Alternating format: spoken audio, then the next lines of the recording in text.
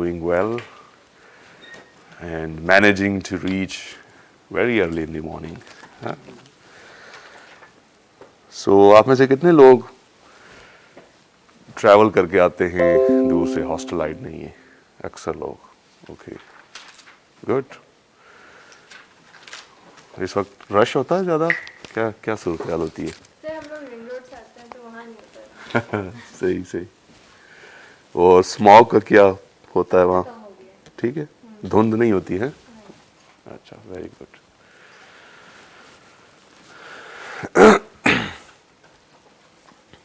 Okay, so let's start.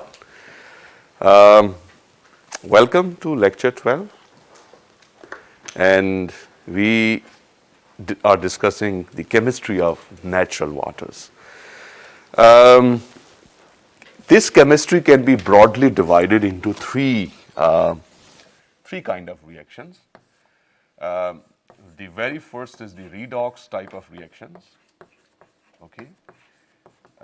We call them the oxidation reduction reactions, and combinedly they are called redox reactions. Okay. There are some acid-base reactions as well, and the third kind of, which are not basically the reactions, but the third important thing is basically the solubility. Mostly it's a physical phenomenon, right? But sometimes things dissolve by reacting chemically. Okay? So it's a mixture of physical and chemical phenomena. And we know that we are discussing the redox reactions, right? We are still talking about. And we said that this is basically mostly the organic type of reactions. They occur by the oxidation and reduction type of processes, right? And while the other inorganics, they mostly do the acid-base chemistry, right? Okay, so what we are going to talk about specifically today, we start with the decomposition of the organic matter. Okay, so how this is again the redox reaction, and this is decomposition of organic matter.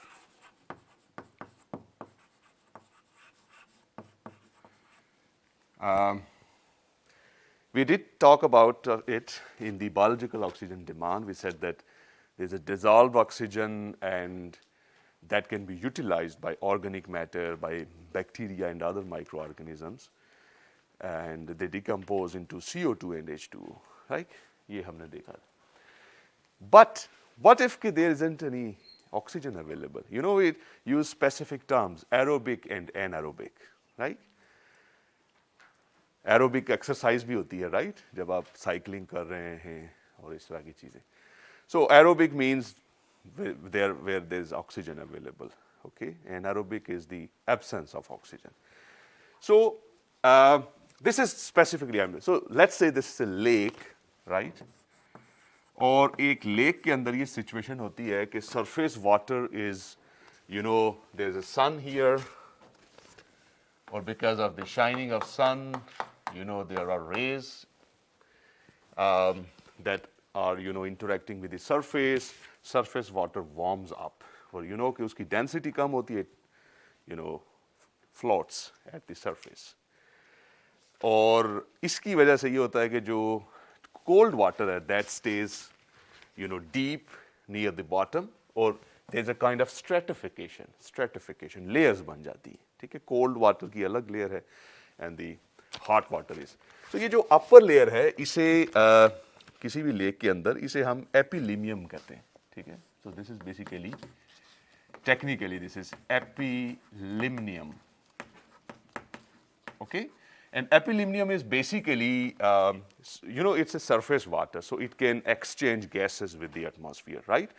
So here is air, and from air, you know, oxygen can really penetrate in and out, right? So this is of course the aerobic conditions. Lower layer में ये है कि because of the stratification there isn't any mixing, gravity की वजह से mixing नहीं हो पा रही during the summers, right? So bottom water stays cold और जो upper water है that is a warm. So they are not mixing with each other. No mixing is taking place. So because of that, and there are bacteria and other plants that are continuously using this oxygen, so bottom water is mostly devoid of oxygen, so it is under anaerobic conditions. और इसी वजह से इस layer को फिर जो है ना हाइपोलिम्नियम कहा जाता है. So this is hypolimnium and this is anaerobic.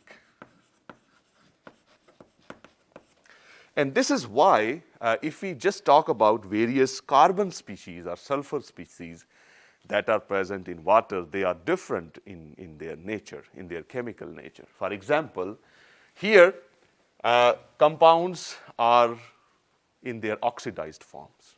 I mean their oxidation states are very high.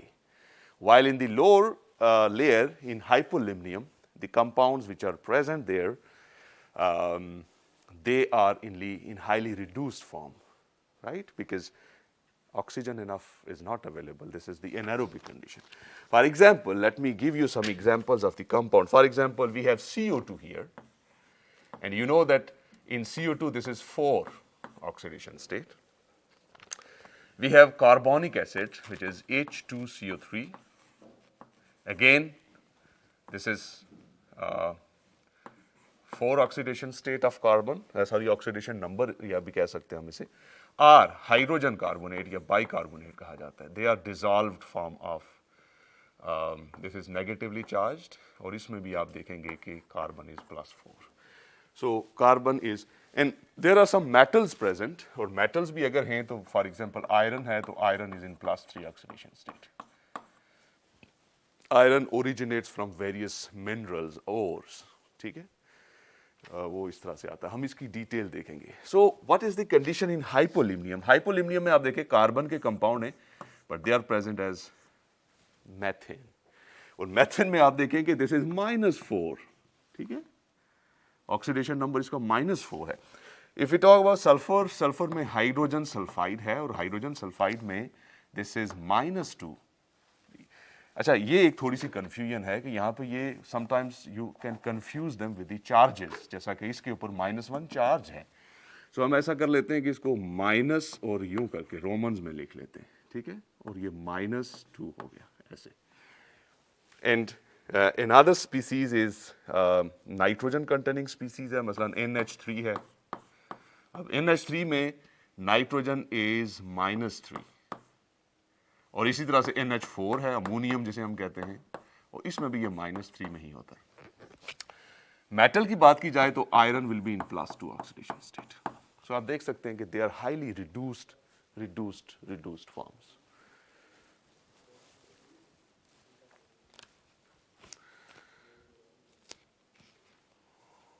Okay, so this is this situation that is happening in अच्छा, ये जो यहाँ पे अगर देखा जाए इस जगह पे where there are anaerobic conditions, and we know कि for the organic compound we use this formula CH2O. Okay, so this CH2O is converting into what under anaerobic conditions. Aerobic conditions में हमें पता है कि it gets converted into CO2 and water, right? But anaerobic conditions में it undergoes a process which is called disproportionation. Disproportionation होती है इसके अंदर. Disproportionation. और disproportionation में this process is a simultaneous oxidation reduction reaction. यानी एक ही compound simultaneously oxidize भी कर रहा है और reduce भी कर रहा है. So that process in which oxidation and reduction occur simultaneously, that is disproportionation. And the fate is, you know, when here the carbon is in 0 oxidation state, right? But the products which are formed here is the carbon is +4 and we also get CH4 in which this is -4. तो carbon का यहां से +4 में जाना, of course this is oxidation, and इसी carbon का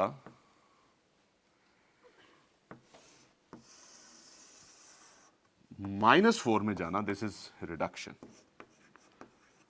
तो आप देखेंगे दोनों प्रोसेसेस एक साथ हो रहे, और ये बैक्टीरिया करते हैं, एनारोबिक कंडीशंस में होता एनारोबिक कंडीशंस प्योरली।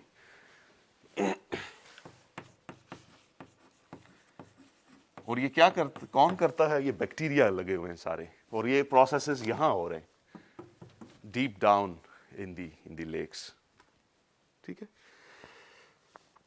अच्छा, एक तो ये रिएक्शन है, और remember there are some other processes that are taking place, क्योंकि if there are some rocks available at the bottom, ऐसे कोई मिनरल सोर्सेज हैं, तो इन मिनरल्स के अंदर, रॉक्स के अंदर देयर आर मेटल्स, मैंने इनको क्या कहा, रॉक्स, और अमूमन इनके अंदर आयरन के कंपाउंड होते हैं। ठीक है, मसलन आयरन होता है in +2 oxidation state,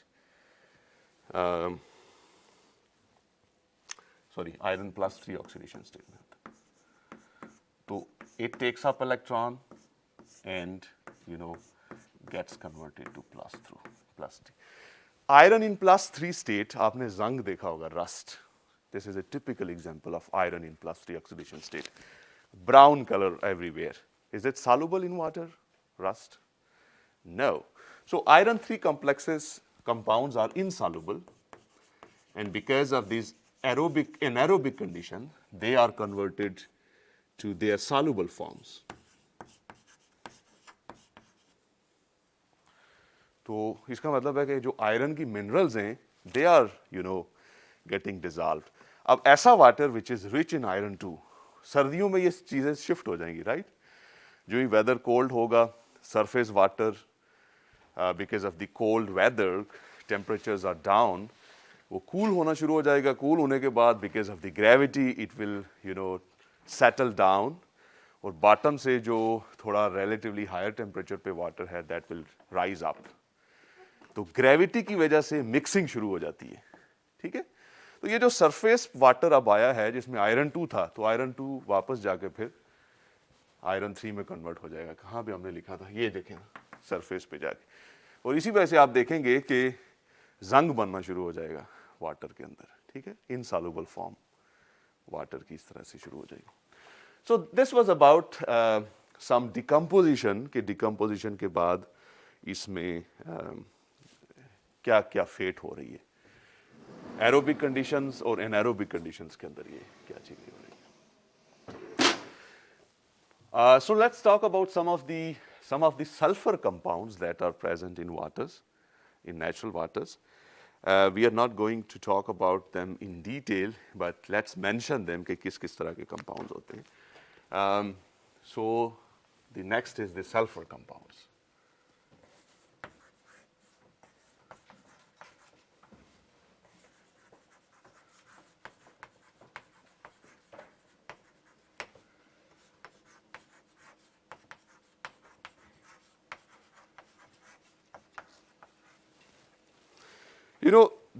There could be various forms of sulfur compounds. I mean, they could exist as the salts. Okay, हम उन्हें aqueous salts कहते हैं because they are dissolved in water.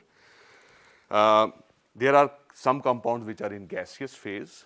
ठीक है, जैसा कि H2S है, हाइड्रोजन सल्फाइड, और इसके अलावा बाकी भी होते हैं, जैसा कि एक है डाईमेथल डाईसल्फाइड। ठीक है, और फिर जिस तरह से मैथानॉल होता है या मैथल अल्कोहल होता है, ऐसे ही एक मिलता जुलता कंपाउंड है, बस उसमें ऑक्सीजन के बजाय सल्फर आ जाता है। ठीक है, so there are and sulphur can even exist in the as a solid in elemental form, elemental sulphur. ठीक है, एलिमेंटल सल्फर को सिर्फ एस लिखा जाता है, एस, और इसके बहुत सारे एलोट्रॉप्स हैं, आपने देखा होगा S8 एक इसकी फॉर्म भी होती है। So we said that there are aqueous forms as well as the gaseous forms और एलिमेंटल फॉर्म्स भी हो सकती हैं। अब इनकी जो ऑक्सीडेशन स्टेट है, ये ऑक्सीडेशन नंबर्स हैं, दे वेरी, और ये वेरी करते हैं from very minus state to +6। अब देखेंगे बहुत सारे कंपाउंड्स हैं जिनमें -2 से लेके +6 तक इनकी कंपाउंड्स हो सकते हैं। There are some examples like H2S है, hydrogen sulphide, we know that it's a gaseous compound, right, and it can also dissolve in water, ठीक है, ये डिजॉल्व फॉर्म में भी हो सकता है। Then we have another which is HS with a negative charge. Then we have a sulfide. ये सारे के सारे I think let's write them the aqueous forms because they can dissolve in water. Okay, so these are the aqueous forms. इन सब में sulphur की जो oxidation state है that is -2. Okay, then we have the examples जैसा कि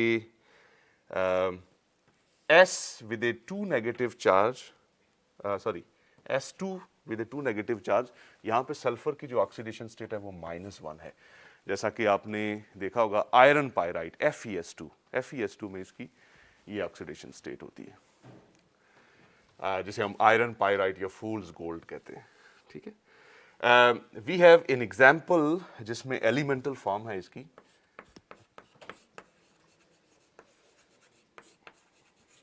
और वो है S8 सल्फर, और इसमें ये 0 ऑक्सीडेशन स्टेट में है। We have some examples in aqueous form like hydrogen sulphide H2SO3, it ionizes into HSO3 with a negative charge, जिसे हम बाइसल्फाइड कहते हैं, ठीक है, ये सल्फ्यूरस एसिड है। और फिर इसी तरह से सल्फाइड होता है with a 2 negative charge, and we have a gas phase जैसा कि SO2 जिसे हम कहते हैं, sulphur dioxide gas.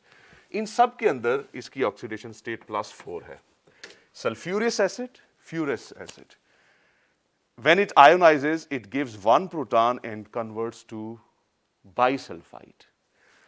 Second proton भी चला गया तो इस पे एक और नेगेटिव चार्ज आएगा। प्रोटॉन का मतलब ये होता है hydrogen with A positive charge, right, A hydrogen that leaves without its electrons is a proton, ठीक है, और जब वो लीव करता है नेगेटिव चार्ज रह जाएगा नीचे। तो सो दिस इज सल्फाइड, और ये इनकी फॉर्म है SO2, सॉरी SO2 में हाँ +4 ही है। And lastly there are other compound जिन्हें हम सल्फ्यूरिक एसिड को आप जानते होंगे, H2SO4 है, जैसे सल्फ्यूरस एसिड, और ये सल्फ्यूरिक एसिड, इसमें +6 ऑक्सीडेशन स्टेट है। और ये सब बाकी इसी से HSO4 यानी हाइड्रोजन सल्फेट हो गया, इस पे 1 नेगेटिव चार्ज है। देन वी हैव SO4 यानी सल्फेट, और वी हैव अनदर गैस जिसे हम सल्फर ट्राइऑक्साइड गैस कहते हैं, ठीक है। वी नो के SO2 ऑक्सीडाइज होकर SO3 में जा सकता है। So these are some of the compounds जो कि एग्जिस्ट करते हैं सल्फर के in natural waters. We also know के we talked about the hydrogen sulphide, right, कि H2S basically oxidizes, right? H2S is released because of the many processes like organic matter decompose होता है। we know कि living organisms have sulfur in them। कहाँ होता है sulfur living organisms में? Proteins, yeah, proteins जो है ना, they have sulfur disulfide linkages होती हैं उनके अंदर। So when such living organisms decompose, so they release some sulphur compounds, और वो sulphur compounds highly reduced form में होते हैं, ठीक है, यानी negative, highly negative oxidation states या ऑक्सीडेशन नंबर्स होते हैं, जैसा कि H2S हो गया। और भी इसकी अंदर एग्जांपल्स हैं, मसलन H2S के अलावा और क्या है हमारे पास, CH3SH and then with CH3SSCH3।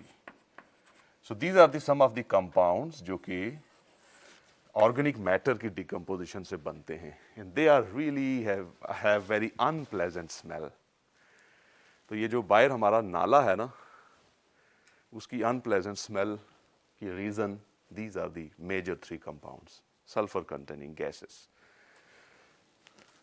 अच्छा, तो इसमें हमने ये कहा कि H2S जो है, और ये सारे के सारे कंपाउंड्स कैसे बनते हैं, बाय द एनारोबिक, यानी इसे हम लिख सकते हैं कि these are the anaerobic decomposition.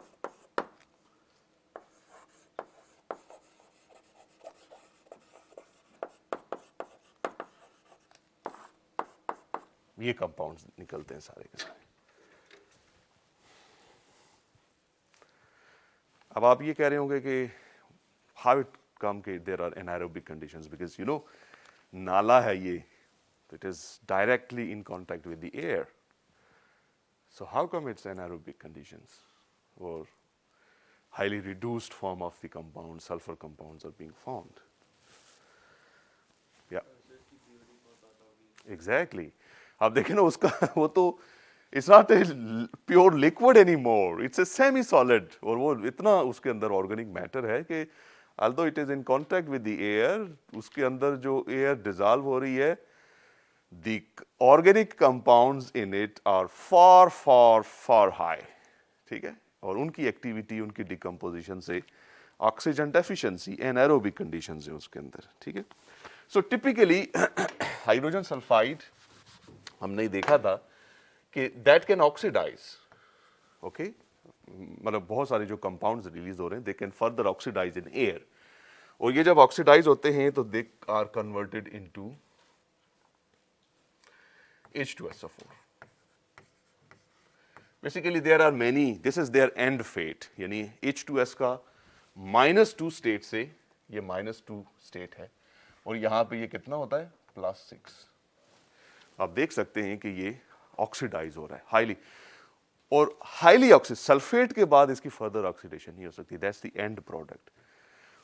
H2S ये भी हो सकता है कि पहले ये SO2 में जाए जहाँ पे इसकी +4 ऑक्सीडेशन स्टेट हो, प्लस फिर जो है वो +6 में जाए, लेकिन you know this is the and product, इससे फर्दर इसकी ऑक्सीडेशन नहीं हो सकती। ये जो सल्फेट होते हैं, जैसा कि सल्फ्यूरिक एसिड के अंदर भी होते हैं, sometimes they act as the oxidising agent, specially जो सी वाटर है उसमें which is rich in sulphates, तो वहाँ पे जो ऑर्गेनिक मैटर है उसको फर्दर ऑक्सीडाइज करने में सल्फेट भी रोल प्ले करता है।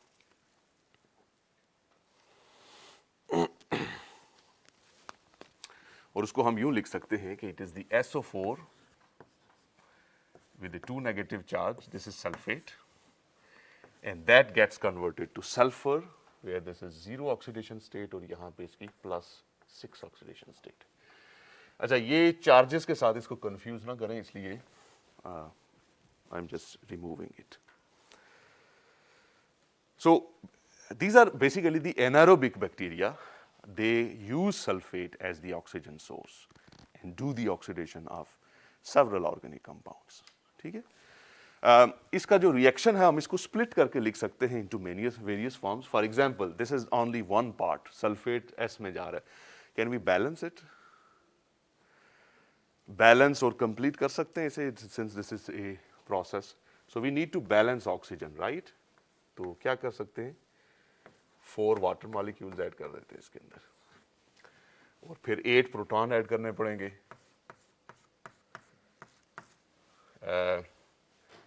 और फिर उसके बाद हमने क्या करना है,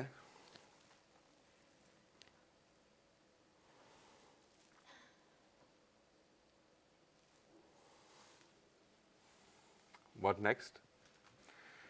These are 8 positive charges, 2 negative, +6 charge है इधर, तो यहां पे 0 चार्ज है।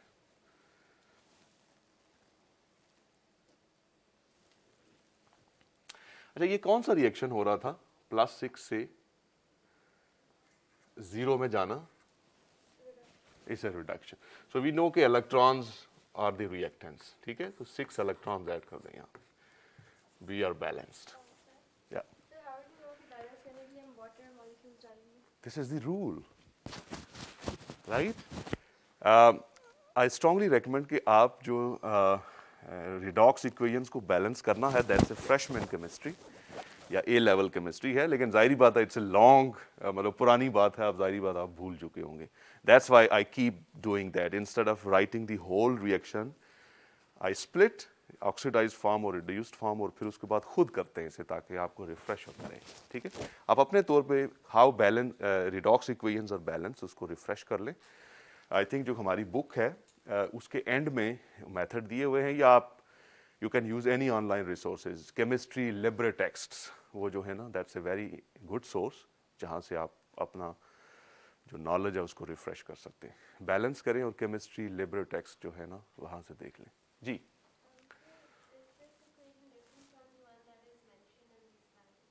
या no, I am trying to make that equation, लेकिन वो जो है ना वो लास्ट इक्वेशन लिखी हुई है. So I am splitting it into the reduction reaction और फिर उसके बाद ऑक्सीडेशन और फिर कंबाइन करके वो वाली इक्वेशन बनाएंगे. ठीक है, so this is reduction half reaction. Okay, reduction half reaction जिसे मैं एब्रिविएट करके. Is it balanced? अच्छा, अब ये किसको हमने कहा कि व्हाट इज सल्फेट खुद रिड्यूस हो रहे हैं, तो हमें पता है कि हर ऑक्सीडाइजिंग एजेंट ऐसा ही करता है, खुद रिड्यूस होता है, लेकिन इट ऑक्सीडाइजेस समथिंग. किसको ऑक्सीडाइज कर रहा है? और वो है ऑर्गेनिक मैटर. ऑर्गेनिक मैटर को हम क्या शो करते हैं? CH2O.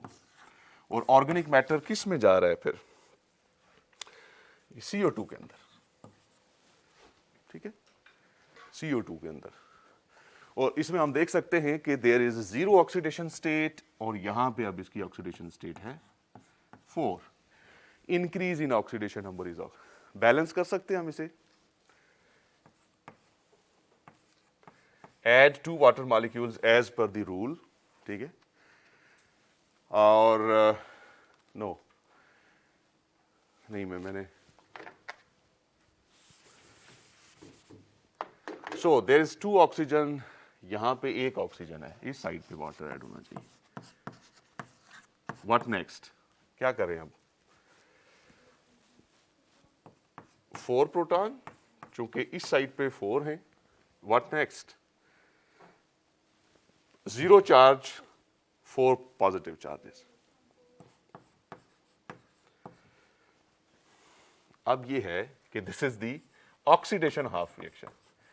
रिमेंबर कि to make the redox reaction जो कि स्लाइड पे दिया हुआ है, you need to add them up, right? लेकिन इलेक्ट्रॉन बराबर करने, क्योंकि the electrons which are released in oxidation process, that must equal the electrons that are gained, okay, in reduction. क्या कर सकते हैं हम?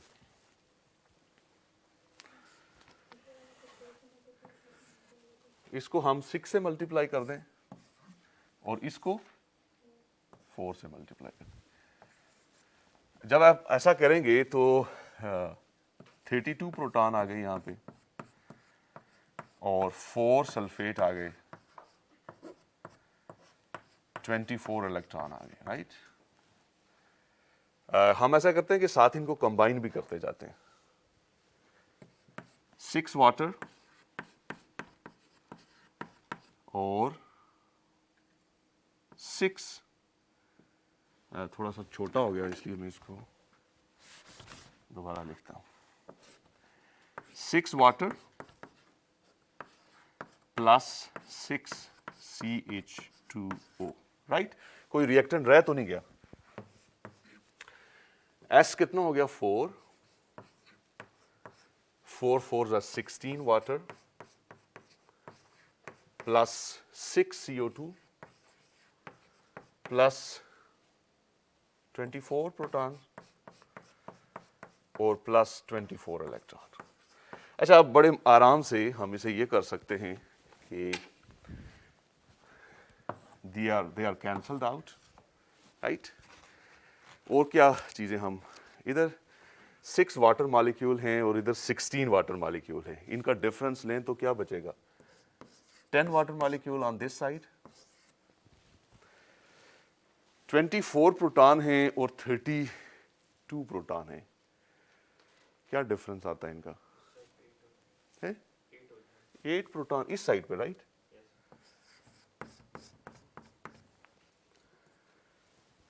कोई और चीज जिसे हम कर लें? वाटर का डिफरेंस ले नहीं लिया, 6 वाटर और 16 वाटर, दोनों का डिफरेंस लिया तो 10 वाटर मॉलिक्यूल रहेगी। ओके, ये यहां से फिर आप जाहिर बात है कि कैंसिल है ना, क्योंकि इसका डिफरेंस हम लिख चुके। सो 6CH2O, इसको थोड़ा सा शायद ऊपर कर लें, प्लस 8 प्रोटॉन, और क्या रहता है इधर,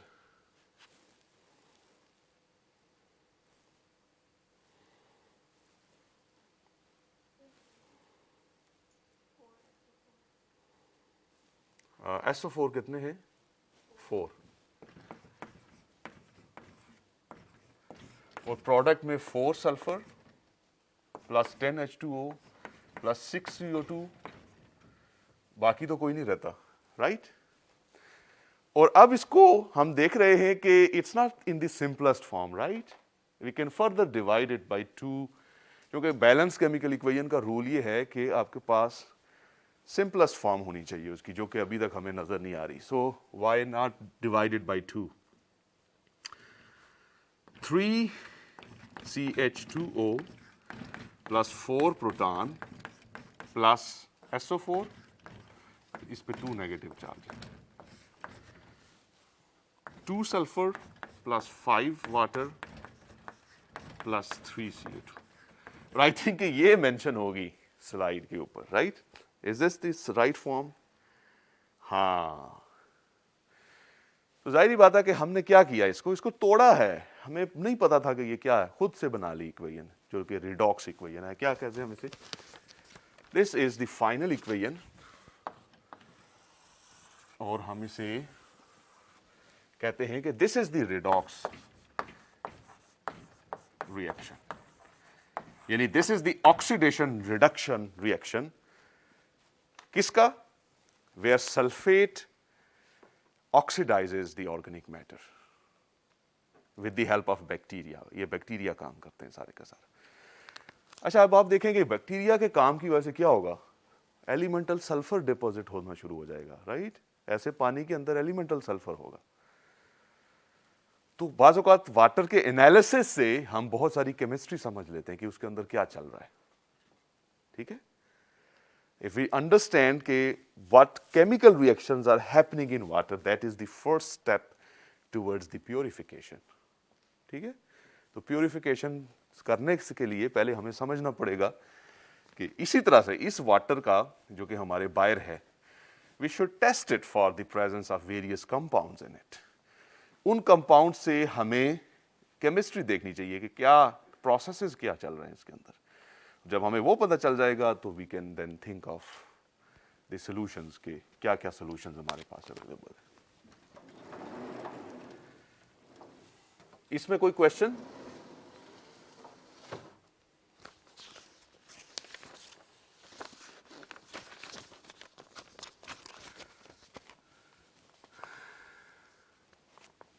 क्लियर?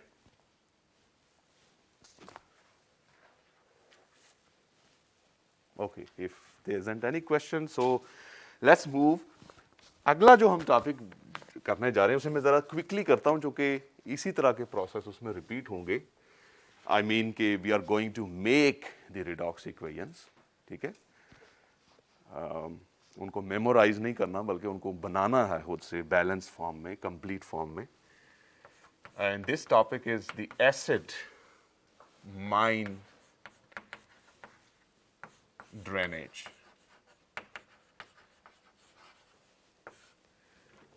Basically,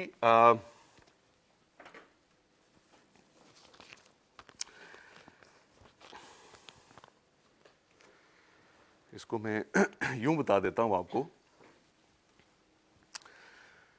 आई थिंक कुछ बातें मैं आपको पहले बता चुका हूं। वो ये है कि रिमेंबर कि there are many minerals in Earth's crust, especially जो ground water है ना, that is in contact with rocks and minerals।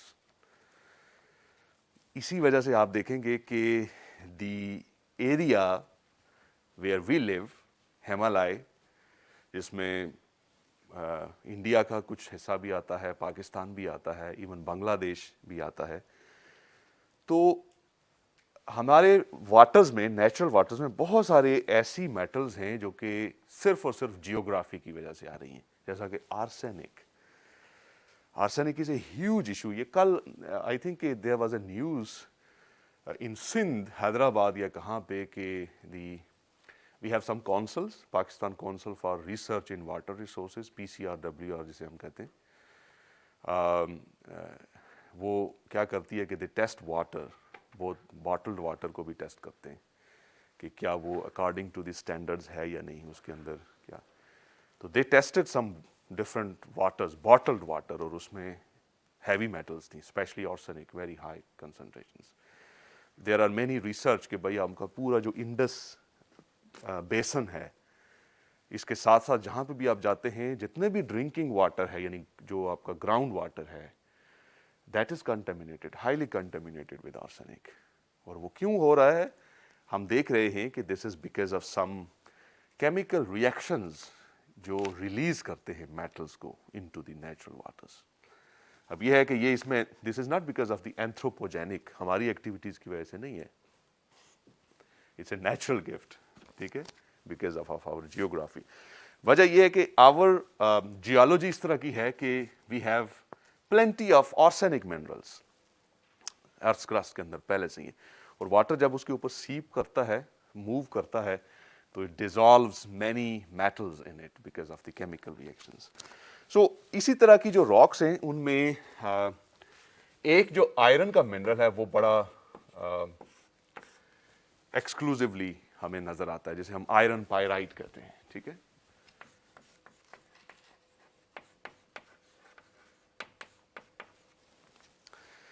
Iron pyrite हमें पता है कि इट्स ए मिनरल। जब हम माइनिंग करते हैं स्पेशली कोल के लिए, तो उसमें जहां कोल निकलता है वहां पे आयरन के भी compounds, many other metal minerals are there, ठीक है। रूटीन में देयर इजंट एनी हार्म, लेकिन जब आप माइनिंग कर लेते हैं तो माइनिंग के बाद क्या होता है, आप खेवड़ा गए हैं, कितने लोग गए, हमने देखा there are many water ponds there, बन जाते हैं, जहां पे भी हम माइन करते हैं खाली जगह बचती है, बारिश होगी तो पानी जमा हो जाएगा वहां पे।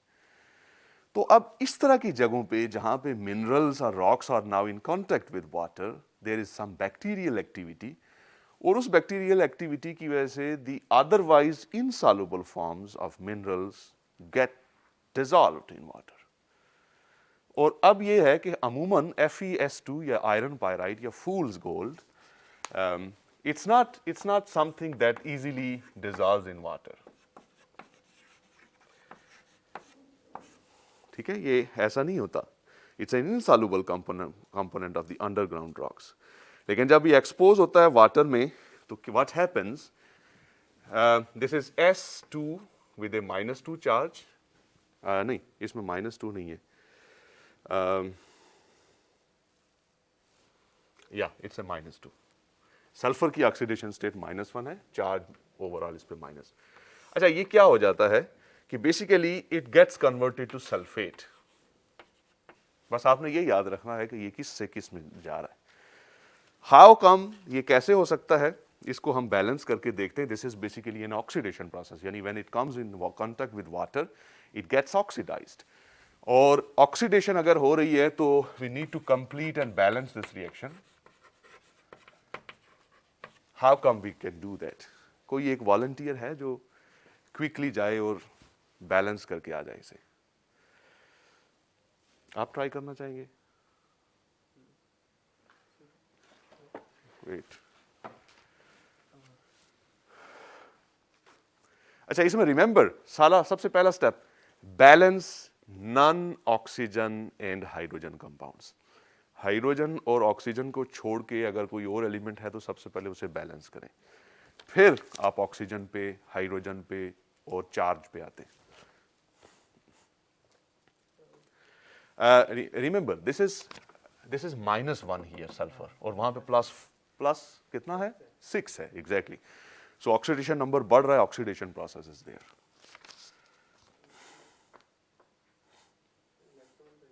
Exactly, electron will be the product. अच्छा, let me help you. Do you see any non-oxygen and non-hydrogen compounds? Sulfur. There are 2 sulfur atoms. वहाँ पे कितने? तो why not you try 2? Exactly. जब ये आपके पास आ गया तो now try to balance oxygen on both sides.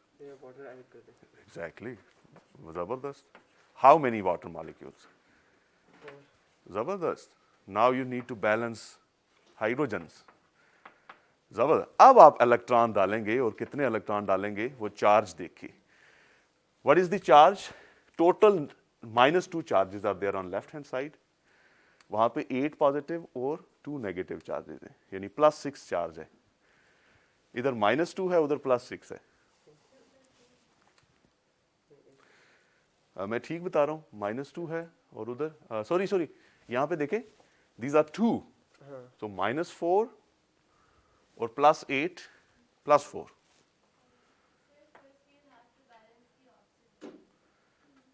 Right? Isn't the oxygen balanced? No?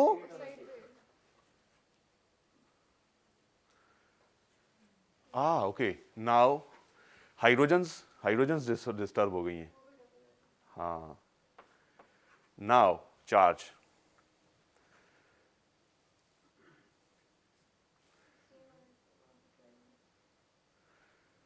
इस साइड पे -2 चार्ज है और इस पे 2 -4 +16 +12, yeah, +12 on right side. नहीं, there is a charge, +12 charge है और इधर -2 चार्ज है. ना ठीक कर रहे हैं, 14, क्योंकि 14 इलेक्ट्रॉन और -12. जबरदस्त, ग्रेट, थैंक यू. सो मैं थोड़ा सा इसको ओवर राइटिंग हुई है तो मैं इसको बस थोड़ा सा, कितने इलेक्ट्रॉन थे यहाँ पे, भूल, 14 इलेक्ट्रॉन और ये थे 16, right.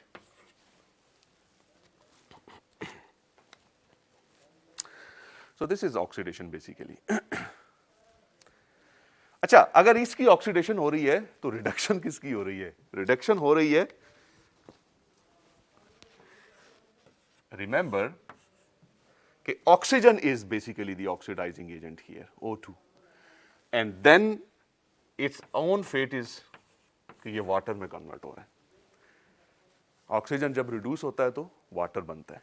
It can also reduce into what? In last lecture we said कि oxygen can OH negative, hydroxyl ion जिसे हम कहते हैं. Okay, now I need again your help to balance this thing. क्योंकि हम सिर्फ ये करते हैं कि of course this must be a reduction reaction, but it is not complete and balanced, and I need your help to do that. हम इसको पहले कर चुके हैं, आई थिंक कि इस पर टाइम नहीं ज़ाया करते, राइट. मैं क्विकली इसको लिख लेता हूँ कि हम बेसिकली वाटर ऐड करेंगे, यहाँ पे 4 प्रोटॉन ऐड कर देंगे और 4 इलेक्ट्रॉन ऐड करेंगे. तो ये H2O 2H2O है, तो मैं इसको फिर यूं करके लिख लेता हूँ. तो easy, right. We need to make the or build the redox reaction, और वो रिडॉक्स रिएक्शन इनको कंबाइन करने से होगा. लेकिन remember, electrons are not balanced. ठीक है, तो आप क्या कर सकते हैं? You can multiply this. कैसे कर सकते हैं? Any suggestions? We have 4 electrons in second step, 14 electrons in one.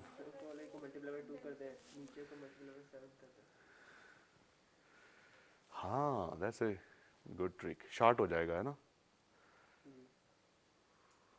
लेकिन क्या दोनों के साथ हम अलग अलग काम कर सकते हैं? कर सकते हैं ना, मैथमेटिकली करेक्ट है, right. So we have 2 options, either to multiply this equation by 14 और इसको 4 से मल्टीप्लाई कर दें तो बहुत ज्यादा नंबर्स हाई हो जाएंगे. दूसरा तरीका आपने बताया है, क्या कहा है आपने? कि इसे हम 2 से मल्टीप्लाई करें और इसको क्या करना है? इसको 7 से मल्टीप्लाई करना है. श्योर? ओके, जब हम ऐसा करेंगे और फिर कंबाइन करेंगे तो I think I just write the final equation, right, instead of. तो this will be the right form, 2s2 plus 7O2 plus 2H2O 4 sulphate plus 4 protons, electron will cancel out. तो ये नेट रिएक्शन है, ठीक है। You know के how it comes, आप देख लीजिएगा इसे। हो क्या रहा है, रिमेंबर ये कहां से आ रहा है, ये वही मिनरल है। इसकी फेट क्या बनी है, नहीं हमने कुछ मिस किया है ना, या नहीं किया, नहीं। अच्छा, अब आप देखिएगा कि ये हमारे पास सल्फेट में कन्वर्ट हो रहा है। अगर हम आयरन सल्फाइड, आयरन पायराइट में वाज इनसॉल्युबल, आयरन के सल्फेट्स पानी में डिजॉल्व हो जाते हैं, ये उनकी प्रॉपर्टी है, ठीक है। Sulphates of iron are soluble, iron 3 sulphate is soluble in water.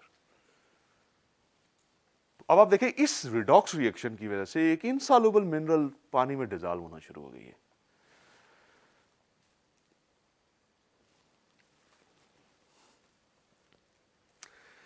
अच्छा, ये जो प्रोटॉन्स हैं, remember these are, we call them protons, H with a positive charge.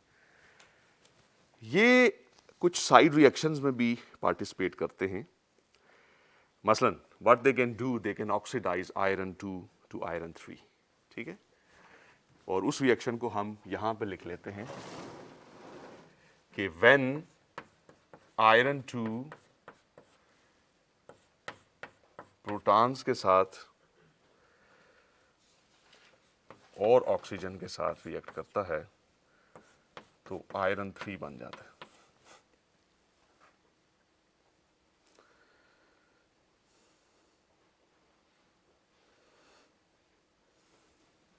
साथ इसमें वाटर है।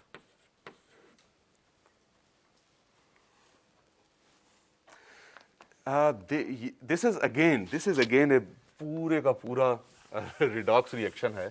I think let me split it up for you कि that participates, that oxidises,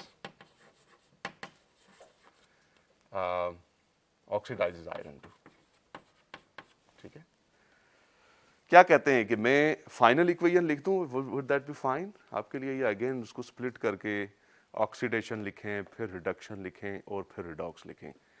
I think we have been doing it for quite some time now, तो शायद track पे आ चुके हों हम, right? So would that be fine कि मैं सिर्फ फाइनल इक्वेशन लिख दूं? That will, you know, save some time for me. Okay, so मैं I'm doing that और मैं रिडॉक्स रिएक्शन लिखूंगा सारे का सारा, ठीक है। क्योंकि प्रोटॉन खुद अगर रिड्यूस हो रहे हैं, ये अगर आयरन को ऑक्सीडाइज कर रहे हैं तो खुद रिड्यूस होंगे, तो एक रिडॉक्स रिएक्शन होगा। और वो रिडॉक्स रिएक्शन ये है हमारे पास कि iron 2 plus plus O2 plus 4 protons,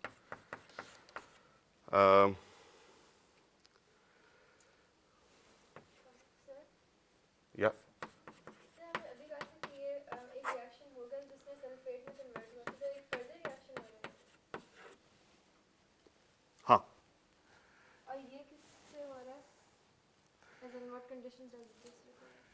हाँ, these are the same conditions, यानी उसी वाटर की हम बात कर रहे हैं जहां पे आयरन पायराइट एक मिनरल थी।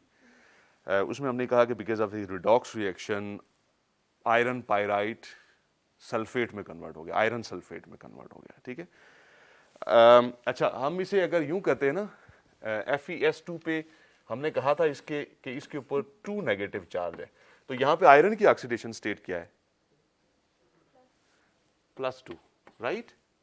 तो हम ये कह रहे हैं कि ये तो इसका नेगेटिव, इसका जो एनाइन था उसकी फेट ये है कि वो SO4 में चला, इसका केटाइन क्या होता है उसके साथ? तो ये हम ये कह रहे हैं कि उसी आयरन पायराइट मिनरल का ही एक हिस्सा है आयरन 2, उसको उससे क्या होता है? तो हमने कहा कि वो भी ऑक्सीडाइज हो जाता है by one of the product, side products of the same reaction, यानी जो प्रोटॉन्स बन रहे हैं, और वो ये ऐसे कर रहे हैं। तो अब हम ओवरऑल आई थिंक कि हमें इन दोनों इक्वेशंस को कंबाइन करना चाहिए, राइट? क्योंकि एक एनाइन की फेट बता रही है और एक केटाइन की फेट बता रही है of this mineral fool's gold, ठीक है। अब इसको ऐसा करने के लिए ज़रूरी है कि हम क्या करें, जस्ट कंबाइन करें इन दोनों इक्वेशंस को, यानी टॉप और बॉटम वाले को। जब हम ऐसा करेंगे तो फाइनल जो रिएक्शन है वो ये है।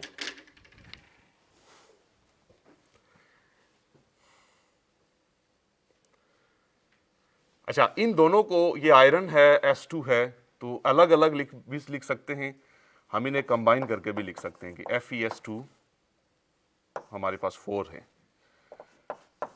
15O2 आ जाएगा, 2H2O हो जाएगा, और हमारे पास 4 आयरन 3 आ गए, 8 SO4 आ गए,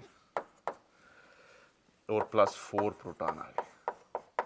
that is the final reaction. आप खुद देख सकते हैं कि 7 ऑक्सीजन यहां पे थे, एक ये, इस वजह से ये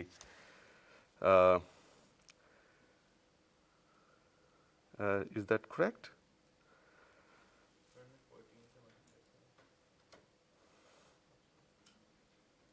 क्या कर दिया हमने इसे?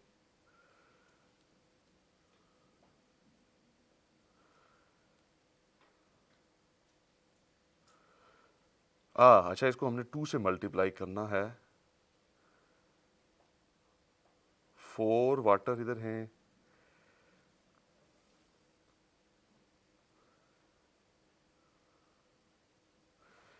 I think that's correct, right?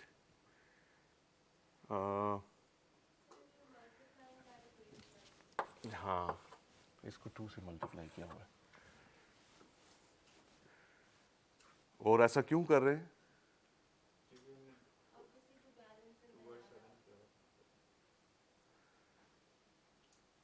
Sorry, क्यों कर रहे हैं? हाँ, so anyway this is the and reaction जो कि हमारे पास आ रहा है, और इसमें रिमेंबर कि यहाँ पे हमारे पास 4S2 और 4 आयरन है, हम कंबाइनली इनको 4FeS2 लिख रहे हैं। अगर आप ऐसे नहीं है comfortable, you can split them back to +2 और +S2 with A 2 negative charge. ये भी 4 हैं और ये भी 4 है, लेकिन यू नो कि कंबाइनली दे आर FeS2। तो दिस रिएक्शन टेल्स अस कि दो चीजें हुई हैं। आयरन 2 आयरन 3 में कन्वर्ट हो गया है, ये सामने है, और जो सल्फाइड थे इसके अंदर वो सल्फेट में ऑक्सीडाइज हो गए। और एंड में हम इसे ये you can write it right this FeSO4। अगर आपने इसका फॉर्मूला बनाना है तो ये होगा Fe3 है तो SO4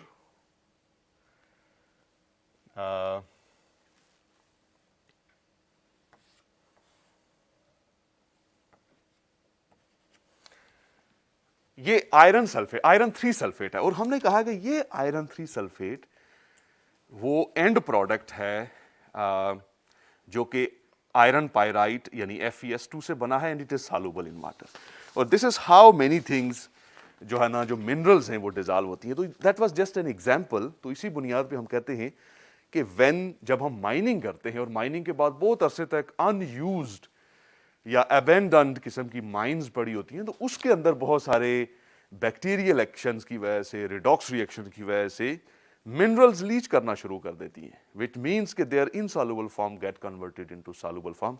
हमने एक आयरन की एग्जांपल से ये देखा है, लेकिन that is true for arsenic and many other things, right? Sorry,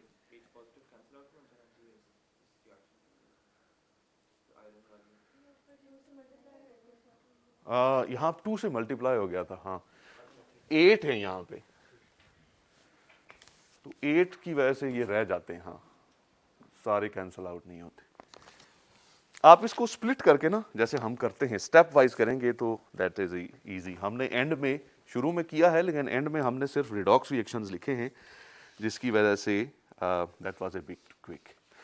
अच्छा, so do we have any questions? अभी तक समरी ये है कि वी सेड कि still we are talking about the redox reactions, ठीक है, और उसमें हमने देखा कि कार्बन के कंपाउंड्स की क्या फेट होती है, सल्फर के कंपाउंड्स की क्या फेट होती है। और उसमें एक बड़ी इंपॉर्टेंट बात हमें पता चली है कि वो ये है कि यार ये जो रिएक्शंस हैं, redox reactions, they are converting insoluble metals into soluble metals, minerals को। और उसकी हमने कहा कि आयरन की एग्जांपल हम देख रहे हैं, लेकिन that is not limited to iron, arsenic, zinc और इस तरह की और जो मेटल्स आ रही है ना, स्पेशली हैवी मेटल्स, वो भी सिमिलर प्रोसेसेस से they are releasing into the water, और फिर उसके बाद सॉल्युबल फॉर्म में है तो जाहिर बात है कि we can not filter them out, right. तो they become a part of redox में आखिरी जो बात है, और उसमें मेरा ख्याल है कि अब इतना टाइम नहीं है हमारे पास कि we could talk about it in detail. So I will just mention it briefly, and that is एक scale जिसे हम PE scale कहते हैं। आपने pH scale का तो सुना होगा, राइट? क्या होता है ये? It's a log scale, जिसकी वैल्यू 0 से लेके 14 तक होती हैं। And basically it tells us about the acidic nature or basic nature of anything. Acidity और basicity बताता है। वैसे हाउस होल्ड की बहुत सारी चीज़ें हमें पता है कि विनेगर है, या लेमन्स हम यूज़ कर रहे हैं, या सिट्रस फ्रूट्स हैं, या इवन दही है, ये सारे के सारे जो हैं they have some, if we check them for their pH is less than 7, so means they are acids, they are acidic in nature. और अगर pH 7 से ज़्यादा हो, जैसा कि आप देख सकते हैं कि घर के कौन से केमिकल्स हैं जहाँ पे बेस हो सकता है, जिनके अंदर बाथरूम क्लीनर्स जो होते हैं कुछ, उनके अंदर पाया जाता है। जो हार्पिक टॉयलेट क्लीनर है वो नहीं है, उसमें एसिड होता है। अमोनिया रखने वाली जो भी चीज़ें हैं दे आर बेसिक, और उनकी pH 7 से ज़्यादा होती है, ठीक है। और इसी तरह से आपने देखा होगा बड़ा एक फेमस ख्योड़ा में जब आप जाते हैं तो वहाँ पे एक प्लांट भी है ICI का। कौन सा प्लांट है? ख्योड़ा से वो जो है ना वाटर जो भी निकलता है, that is salt water, saline water है। तो वो सीधा एक फैक्ट्री में जाता है जो कि पहाड़ी के नीचे है, ICI की, और वो उसके इलेक्ट्रोलिसिस से पोटासियम हाइड्रोक्साइड बनाते हैं, सोडियम हाइड्रोक्साइड बनाते हैं, सॉरी। तो सोडियम हाइड्रोक्साइड भी एक बेस है, बड़ा फेमस है सोप की फॉर्मेशन में, और इस तरह की बहुत सारी चीज़ों में हम उसे यूज़ करते हैं। सो PE स्केल बेसिकली हम देखना चाहते हैं कि जो वाटर्स हैं हमारे, what are their properties, are they oxidising in nature और रिड्यूसिंग इन नेचर। जो हमने देखा था कि एक जो लेक है वो साइमल्टेनियसली उसके कुछ पोर्शन, अपर पोर्शन जो है वो ऑक्सीडाइजिंग हो सकता है, और लोअर पार्ट उसका बेसिक रिड्यूसिंग हो सकता है। So we need to define their oxidising और reducing properties. So we take the help of this PE scale. तो PE scale basically log scale के ऊपर log terms में ये बताता है कि what is the concentration of electrons in the water. Simple. So हम इसे ये कह सकते हैं कि as the pH is the negative log of the hydrogen ion concentration. Remember square brackets are always concentration in moles per liter. तो इसी तरह से इसी स्केल पे जो PE स्केल है that will be just the negative log of electron concentration, ठीक है। अच्छा, ये हम लॉग स्केल में ही क्यों प्रेजेंट करते हैं pH को?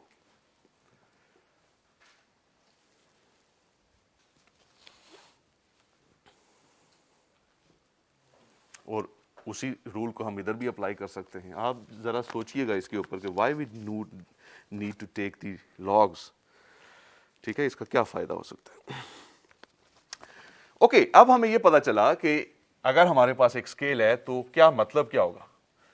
लो PE का मतलब क्या है कि we have high electron concentration, और इसका मतलब है कि that water will be reducing in nature,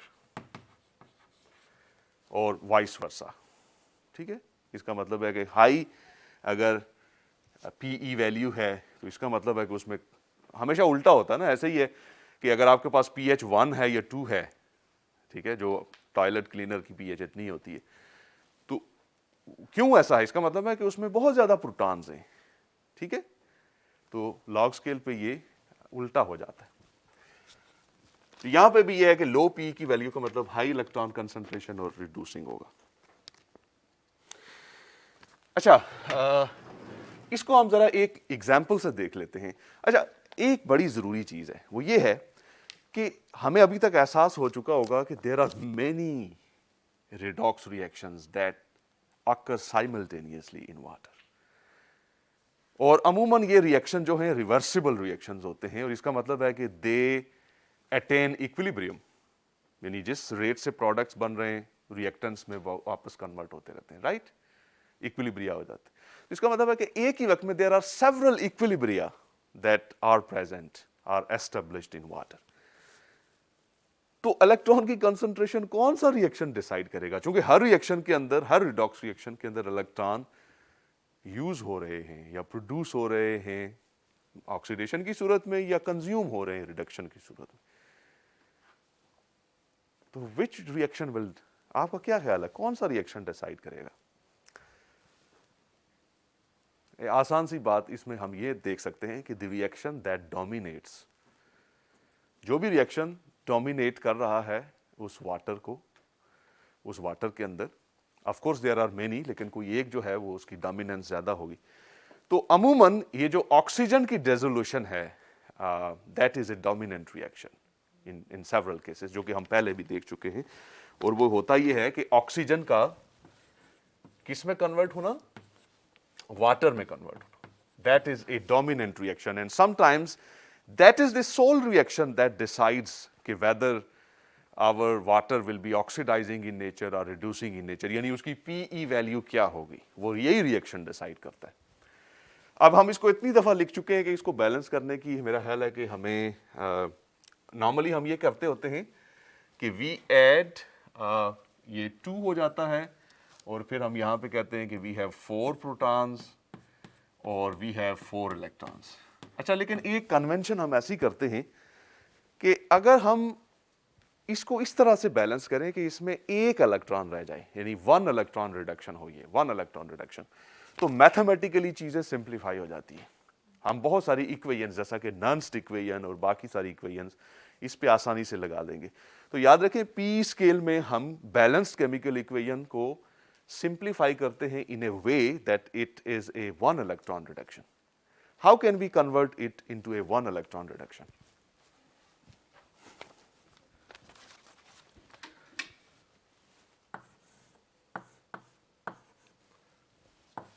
right, यानी 4 जितने आपके पास इलेक्ट्रॉन है उसी इंटीजर पे आप इसे डिवाइड करते हैं। So you are left with protons plus 1/4 O2 plus 1 electron, और ये हो जाएगा 1/2 H2।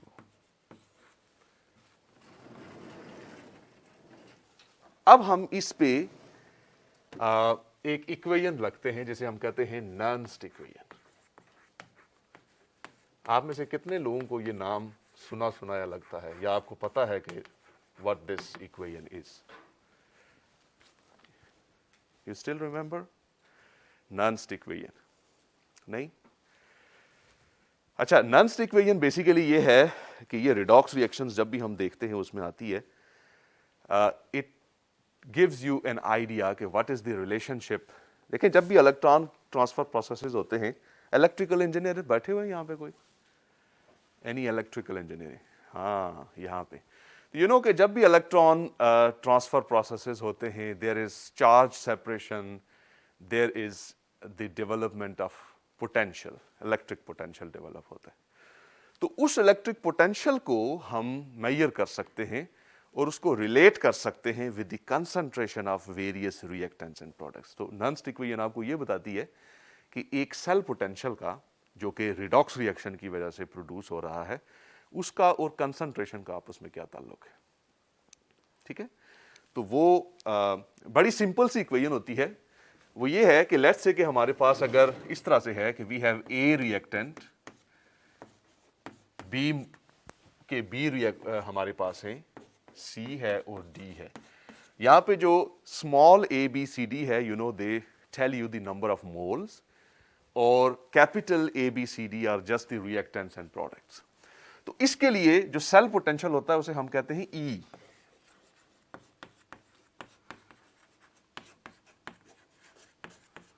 ई से रिप्रेजेंट करते हैं। तो E बेसिकली वो ये कहते हैं कि standard reaction for the same minus natural log of the concentration of products. अच्छा, ये भी आपने वैसे फ्रेशमैन में पढ़ी होगी, लेकिन जाहिर बात है टाइम गुजर गया है तो इसलिए it needs to be refreshed. ये इक्वेशन है जो ये बताती है कि how cell potential is related with the concentration, और यू नो कि इक्विलिब्रियम कांस्टेंट के साथ भी बेसिकली ये रिलेशन रखता है, चूंकि ratio of the concentration of products and reactants is always constant, और हम इसे के इक्विलिब्रियम का नाम देते हैं। आप इसको मॉडिफाई करके बेसिकली बहुत तरह से लिख सकते हैं। मसलन अगर इसको यहाँ पे लिखा जाए तो you can further convert into E naught minus base 10 log में अगर आप ले जाएंगे इसे तो ये चेंज हो जाएगा और चेंज होके ये बन जाएगा। अच्छा, मैंने यहाँ पे एक चीज़ मिस की है, वो लिख लेता हूँ। यहाँ पे एक इसको यूँ लिखते हैं, E naught minus R T by n F और फिर नेचुरल लॉग आता है। Gas constant, temperature, number of moles of electron और फैराडे कांस्टेंट, ठीक है, ये सारी की सारी चीजें इसमें। तो जब आप इसको बेस 10 में कन्वर्ट करेंगे तो ये बन जाएगा 2.303 आर टी और एन एफ, और अब इसे हम लॉग में इसको बजाय सारा लिखने के प्रोडक्ट्स की कंसंट्रेशन और रिएक्टेंट्स की कंसंट्रेशन ऐसे लिख लेता हूं। और इवन आप इसे और भी सिंप्लीफाई करके लिख सकते हैं, और वो जब करते हैं तो ये हो जाता है 0.0591 जब आप आर टी एन एफ सब की वैल्यू प्लग इन करते हैं। रिमेंबर यहां पे number of moles of electron सिर्फ एक है, 1 है, n इज इक्वल टू 1। तो ये बन जाएगा लॉग, और मेरा ख्याल है कि हम अपनी इक्वेशन पे लगाते हैं सीधा। हमारे प्रोडक्ट क्या है,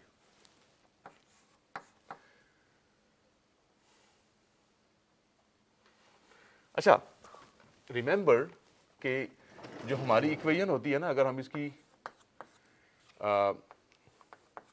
इसके लिए लिखें तो हमारे पास ये आ जाएगा कि दिस इज द वाटर की concentration raise to the power 1/2 और प्रोटॉन की कंसंट्रेशन और partial pressure of O2 raise to the power 1/4, और इलेक्ट्रॉन चूंकि आपको पता है कि इसमें नहीं आ रहा। आपको अगर याद हो तो इक्विलिब्रियम कांस्टेंट एक्सप्रेशन में जो materials in their physical state, मतलब प्योर वाटर है या कोई सॉलिड है, they do not appear because we believe that their concentration doesn't change, their concentration is constant। तो इसका मतलब है कि मैं इसमें जो वाटर लिखा हुआ है इसको भी मुझे नहीं लेना चाहिए, क्योंकि that term is constant। इसके बजाय मैं 1 लिख लेता हूं, और इसको जब मैं फर्दर मॉडिफाई करूंगा तो ये बन जाएगा ई नॉट माइनस के बजाय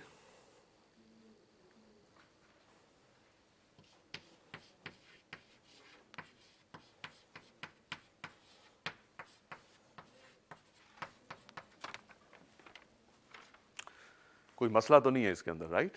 मैंने ये कि अगर मैं इसे इन्वर्स कर दूं इसका तो यहां से साइन चेंज हो जाएगा, राइट? ऐसा ही रूल है। या मैंने ले लिया है वाटर की कंसंट्रेशन को कांस्टेंट ले लिया है, ठीक है? या दूसरे लफ्जों में मैं आपको ये बता रहा हूं कि water, any compound in its pure state doesn't appear in this expression basically, ठीक है? तो इसलिए आप इसको प्रोडक्ट लिखेंगे ही नहीं, सिर्फ रिएक्टेंट ही आएंगे इसके अंदर, दैट इज कांस्टेंट बेसिकली। या सेल पोटेंशियल ये बताता है कि इसके बड़े फायदे हैं। सेल पोटेंशियल हमें ये बताता है बेसिकली कि कोई रिडक्स रिएक्शन हो सकता है या नहीं हो सकता खुद ब खुद। अगर इसकी वैल्यू पॉजिटिव है ना, इसका मतलब है कि रिएक्शन जैसे आपने बोर्ड पे लिखा हुआ है वैसे ही खुद ब खुद होगा। इसकी वैल्यू अगर नेगेटिव है तो इसका मतलब है ये रिएक्शन खुद से नहीं होगा, आपको करंट देना पड़ेगा, रिएक्शन होगा। तो रिडॉक्स रिएक्शन ऐसे होते हैं कि या sorry yes yes thank you, हमने मिस किया ऐसे, ये हमने मिस कर दिया वाकई।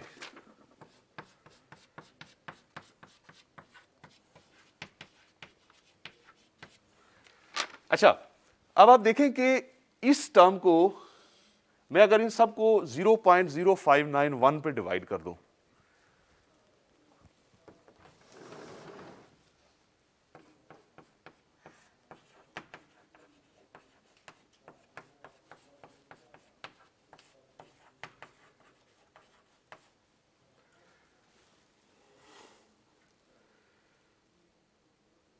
और ये तो कैंसल आउट हो जाएगा, है ना, और इसको मैं यूं लिख लेता हूं नेगेटिव पीएच और प्लस लॉग, बल्कि यूं कर लेते हैं 1/4 लॉग PO2। अच्छा, ये जो टर्म्स है ना, जब भी आप E को for 1 electron reduction 0.0591 that is basically PE, ठीक है। इसका मतलब है कि ये इक्वेशन बन गई PE is basic equal to PE nought minus PH और प्लस 1/4 लॉग PO2। अच्छा, हमें पता है कि जो पार्शियल प्रेशर ऑक्सीजन का सी लेवल पे कितना होता है 0.21 एटमॉस्फेयर। आप इसे प्लग इन करें तो आपके पास PE की वैल्यू 13.6 आएगी। इसका मतलब है नेचुरल वाटर की PE कितनी है, क्या होगा फिर, ये ऑक्सीडाइजिंग है रिड्यूसिंग होगा, अगर पॉजिटिव हमने कहा था कि ऑक्सीडाइजिंग, नहीं नहीं नहीं, हमने कहा था कि PE की वैल्यू ज्यादा होगी तो इलेक्ट्रॉन कम होंगे उसके अंदर।